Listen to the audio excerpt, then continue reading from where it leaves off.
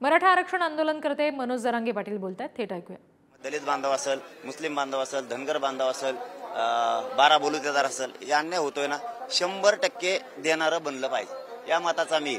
आणि उभा राहण्यापेक्षा महाराष्ट्रातल्या मराठा समाजाला माझी एक अशी विनंती आहे, पाडण्यात सुद्धा विजय पाडण्यात सुद्धा विजय। ज्याला पाडायचं त्याला पाडा, पण लक्षात ठेवा करायचंय काय। पहिला निशाणा कोणावर? टप्प्यात येऊ द्या, जवळ येऊ द्या, मग ते फॉर्म नाही भरायचं। धन्यवाद। पंतप्रधान नरेंद्र मोदी आज विदर्भाच्या दौऱ्यावरती आहे, काय सांगाल त्यांना? नाही, त्यांना काय सांगायसारखं राहिलं नाही।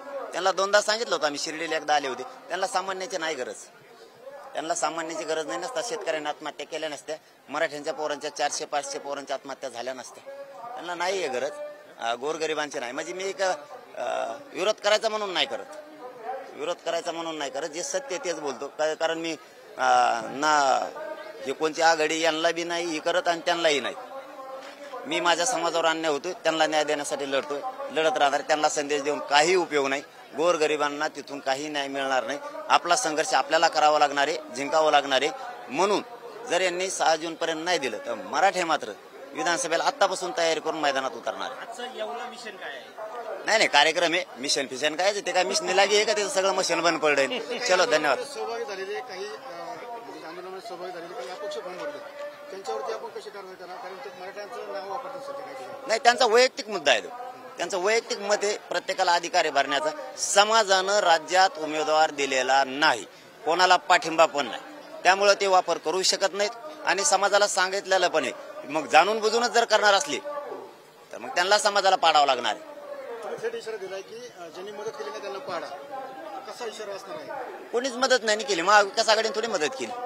त्यांनी आमचं 16% आरक्षण घातलेलं आहे। आमच्या कोणीच बऱ्यावर नाहीये, आमच्या लोकांच्या पोस्टिंग सुद्धा वाढत नाहीत, इतकी बेकार हाल आहेत आमचे।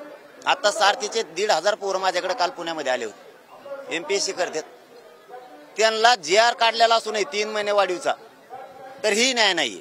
आता त्यांना सातारला पाठवलंय मी, शंभूराजे साहेबांकडे करा गोरगरिबांच्या लेकराचं म्हणून। ही रिअल परिस्थिती आहे। आमच्या पोरांना मुद्दाम अन्याय केला जातो। हे 10% दिला, तर त्या पोलीस भरती सुद्धा त्याचा वापर होत नाही। मी त्या दिवशी सांगितलं म्हणून आता फक्त पुढे ढकलली, परंतु तिचा उपयोगच होईल, कारण मान्य न्यायालयाच्या निर्णयाच्या पुढे नाही जाता येणार। मग आमच्यावरच अन्याय का?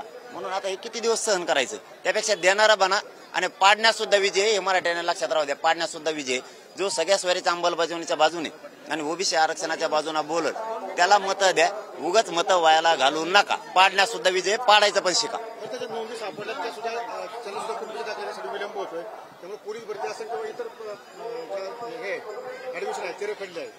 नाही, मी आज बोलणार आहे मुख्यमंत्री साहेबांशी, रात्रीच बोलायचं होतं, परंतु त्या कार्यक्रमामुळे उशीर झाला।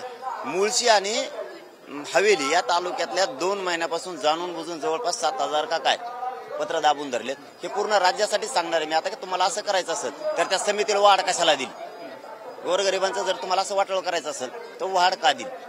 त्यामुळेच मराठ्यांनी आता शान होणं गरजेचं आहे की आपला कोण सगळ्या स्वैरांच्या बाजूने कोण बोलणार, अंमलबजावणीच्या मराठा आणि कुणबी एक या कायद्याच्या बाजूने कोण बोलणार, यालाच मदत करा।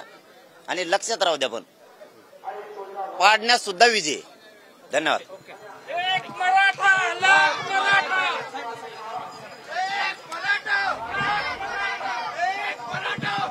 मनोज जरांगे पाटील पुण्यामध्ये बोलत होते। आणि लोकसभा निवडणुकाच्या दृष्टीने जेव्हा प्रश्न विचारला गेला तेव्हा मग ज्या उमेदवाराला तुम्हाला पाडायचे त्याला पाडा, पाडण्यात सुद्धा विजय याचा पुनरुच्चार मनोज जरांगेंनी यावेळी बोलताना केला।